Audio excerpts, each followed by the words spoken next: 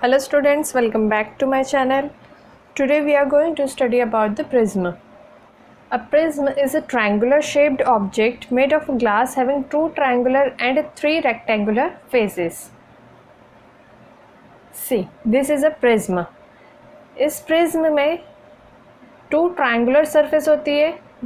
This is one triangular surface and इसी के पीछे another triangular face. Okay? दो ट्रायंगुलर फेस होते हैं and three rectangular face. 1 2 and the third one is at the base, third rectangular surface. Okay,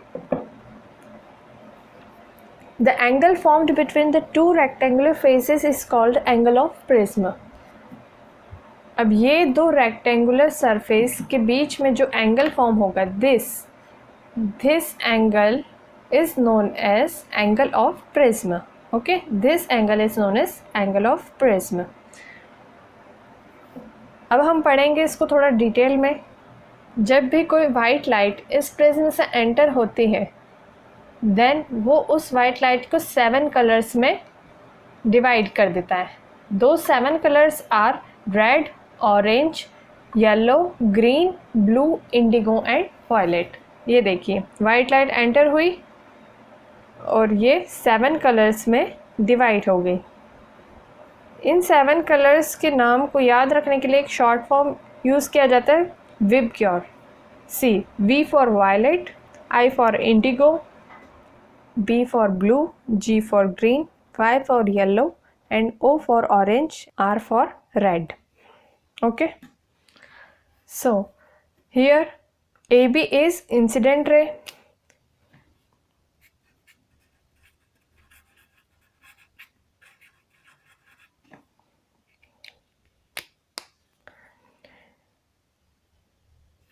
ये एक तरह से रेयर मीडियम है और ये जो है ये डेंसर मीडियम है क्योंकि ये ग्लास का बना हुआ है. सो लाइट जब rare medium to denser medium travel करती है तो it bend towards the normal, normal के टूवर्ड्स बेंड होती है. इस फेस पर एक नॉर्मल ड्रॉ करेंगे, दिस एन डैश, एक नॉर्मल ड्रॉ करी. नॉर्मल क्या होता है? Perpendicular to this surface. So जब भी light rare medium to denser medium आ रही है तो ये नॉर्मल के टूवर्ड्स बेंड हुई है. ठीक है, जाना ऐसे था लेकिन बेंड हो गई है टूवर्ड्स नॉर्मल. आगे जाकर when light goes from denser medium to rarer medium, it goes away from the normal, normal से दूर जाती है. सो देखिए, ये सेम लाइट जब ग्लास से एयर में जा रही है तो ये सेकेंड नॉर्मल हमारा एम डैश इस फेस पर नॉर्मल से दूर बेंड हुई है. ठीक है, सो incident ray A B normal से जो एंगल फॉर्म कर रही है, दिस एंगल, इसे कहते हैं एंगल ऑफ इंसिडेंस. ये है refracted ray, B C is a refracted ray. ये रिफ्रैक्टेड रे इस नॉर्मल से जो एंगल फॉर्म कर रही है, that is this angle is known as angle of refraction. ये रे जब इस प्रिज्म से बाहर निकलती है then it is known as emergent ray. और ये emergent ray C D normal M dash से जो एंगल बना रही है, this angle is known as angle of emergence, E. Okay, अब अगर इस इंसिडेंट रे को हम एक्सटेंड करें पीछे ई तक, सी डॉटेड लाइन से एक्सटेंड किया है, और सिमिलरली इस इमर्जेंट रे को सी डी को भी अगर एक्सटेंड करें पीछे तो ये ई ओ सी एक एंगल फॉर्म कर रही है. This angle is known as angle of deviation. कितनी लाइट डेविएट हुई है, यहाँ से यहाँ आने में कितना वो डेविएट हुई है, this is measured by this angle. So ये जो एंगल ऑफ डेविएशन है ये फॉर्म होता है इंसिडेंट रे और इमर्जेंट रे के बीच में. ठीक है, सी डी इज क्या है? सी डी क्या है? इमर्जेंट रे. एंगल ऑफ डेविएशन इन दो रेस के इंटरसेक्शन पर फॉर्म होता है, EOC। Okay, next is recombination of white light. Light जब प्रिज्म से एंटर होती है तो वो 7 कंस्टिट्यूएंट कलर्स में डिवाइड हो जाती है। अब अगर इस प्रिज्म के यहाँ पर साइड में हमने एक और उल्टा प्रिज्म लगा दिया, ये एक प्रिज्म है और इसी के साइड में हमने एक ऐसा रिवर्स में उल्टा प्रिज्म प्लेस किया, तो जो भी लाइट यहाँ से 7 कलर्स में निकलेंगे वो सेकंड प्रिज्म पे जाकर जब इस पॉइंट से बाहर आएंगे तो वो वापस से वाइट लाइट फॉर्म करेंगे। ये देखिए, ये वाइट लाइट एंटर हुई, 7 कलर्स में डिवाइड हुई।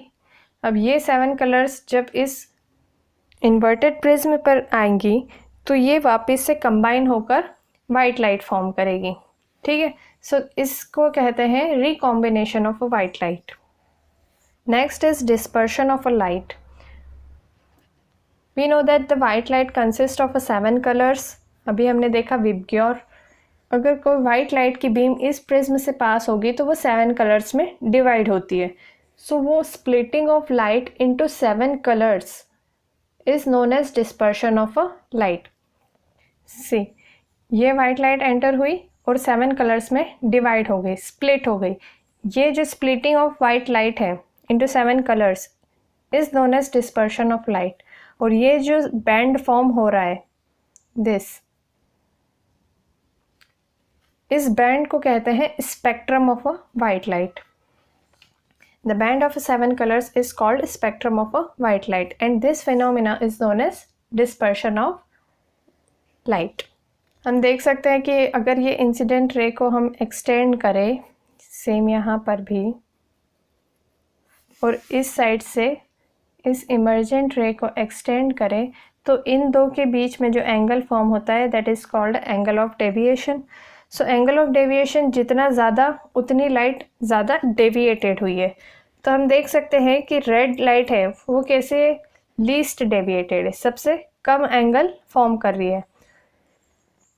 तो रेड लाइट कैसे least deviated and the last one is violet. Violet light is the most deviated, सबसे ज़्यादा एंगल वॉयलेट लाइट के साथ फॉर्म होगा। Next is wavelength of red colour is more and violet colour has the least wavelength. Red colour की जो wave की length है, wavelength क्या होता है, एक वेव एक साइकिल में कितना ट्रैवल कर रही है। सी,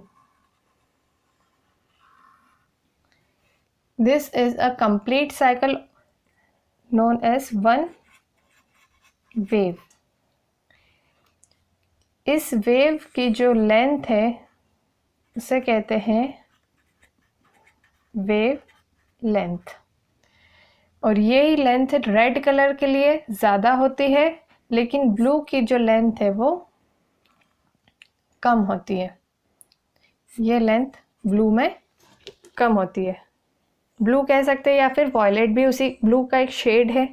so for violet color this wavelength is less and for a red light wavelength is more. okay, red की जो वेवलेंथ है, वेवलेंथ को इससे रिप्रेजेंट किया जाता है known as lambda is 700 nanometre. Nanometre means 1 nanometre में होते हैं 10⁻⁹ मीटर। 1 नैनोमीटर में 10⁻⁹ मीटर्स होते हैं, बहुत स्मॉल यूनिट है। सो 700 नैनोमीटर वेवलेंथ होती है रेड कलर की, और वहीं वॉयलेट कलर की वेवलेंथ होती है 380 नैनोमीटर। और यही होती है विजिबल लाइट की रेंज। मतलब जो ये रेंज है ये एक तरह से क्या है, विजिबल लाइट है from red to violet. Orange, yellow, green, blue, indigo, ये सब की जो वेवलेंथ है इन दोनों के बीच में ही कहीं पर आएगी। सो अगर हमें पूछा जाए कि what is the range of a visible light, तो हम कह सकते हैं 380 nanometre to 700 nanometre. Next is frequency. Frequency होता है वेवलेंथ का inverse. Frequency is inversely proportional to wavelength. So जिसकी जितनी ज़्यादा वेवलेंथ उसकी फ्रीक्वेंसी उतनी ही कम होगी, इन्वर्सली प्रोपोर्शनल है। So frequency of red colour is 4.3 into 10 to the power 14 hertz and frequency of violet light is 7.5 into 10 to the power 14 hertz. यहाँ पर ये प्रोपोर्शनलिटी हटाने पर कांस्टेंट लगता है c जो है स्पीड ऑफ लाइट है। स्पीड ऑफ लाइट होता है 3 into 10 to the power 8 metre per second.